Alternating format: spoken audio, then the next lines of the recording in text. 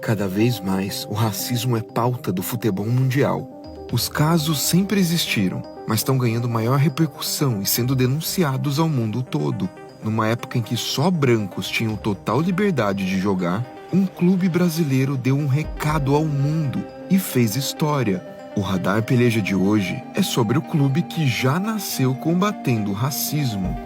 O Vasco da Gama, quando começou a adotar o futebol como uma de suas modalidades, não tinha a tradição ou a grana dos clubes da Zona Sul do Rio. Exatamente por isso, montou suas primeiras equipes com jogadores de classes menos privilegiadas. O time foi campeão da 2ª divisão em 1922, com craques operários, pintores, faxineiros. Assim, assegurou o direito de disputar no ano seguinte a 1ª divisão ao lado de outros times como América, Botafogo, Flamengo e Fluminense. E não é que o Vasco foi campeão? Com 11 trabalhadores braçais no elenco, desbancou os favoritos e venceu o título do Rio de Janeiro mais importante da época. E é a partir daí que começa uma polêmica racista que transformou o Vasco para sempre. Incomodados com o sucesso dos vascaínos, os rivais criaram uma nova liga, a Associação Metropolitana de Esportes Atléticos.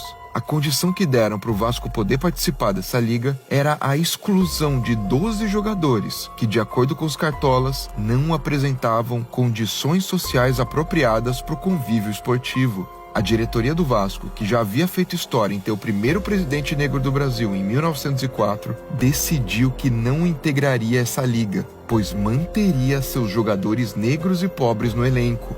O Vasco abdicou de manter seu posto entre os clubes grandes por conta de seus princípios. Assim, voltou a jogar com clubes pequenos do Rio e, por essa atitude, ganhou simpatia de muitos torcedores da massa. Muitos pesquisadores dizem que foi a Ponte Preta a primeira a ter um jogador negro no elenco. Outros apontam o Bangu, e há também quem acredite que foi o próprio Vasco. Fato é que os dirigentes do Vasco protegiam seus próprios atletas. O presidente vascaíno da época, José Augusto Prestes, chegou a dizer aos torcedores que o Vasco só toparia voltar à liga principal com os grandes quando fosse maior que eles. E nos anos seguintes foi exatamente isso que aconteceu. O Vasco não só foi aceito de volta sob pressão popular, como inaugurou o maior estádio do Brasil em 1927. São Januário foi levantado com a ajuda da própria torcida. E o fato de não ter um estádio antes era só um dos motivos encontrados pela liga preconceituosa da época para tentar evitar que o Vasco se misturasse aos brancos da Zona Sul. O Vasco da Gama foi gigante, e essa sua história está marcada para sempre. Boa parte da torcida vascaína entende a essência do Cruz Maltino e demonstra isso nas arquibancadas. Não é difícil encontrar menções aos camisas negras, como eram chamados os jogadores do Vasco na época em que o clube mais sofreu com o racismo. Na Libertadores de 2018, torcedores do Vasco relataram ter recebido gritos racistas da torcida do Racing, na Argentina. No jogo de volta em São Januário, o time entrou em campo com a torcida cantando uma das suas músicas que enaltecem a luta histórica do Vasco contra o racismo.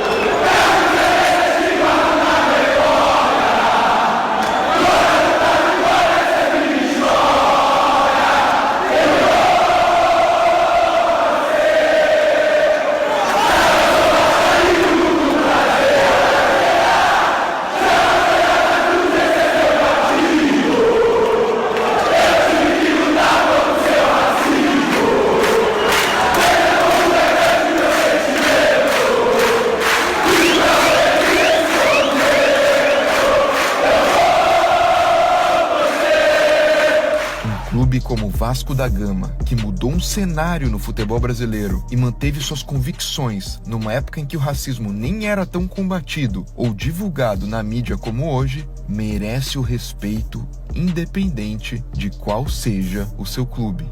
Inscreva-se no Peleja e até o próximo episódio.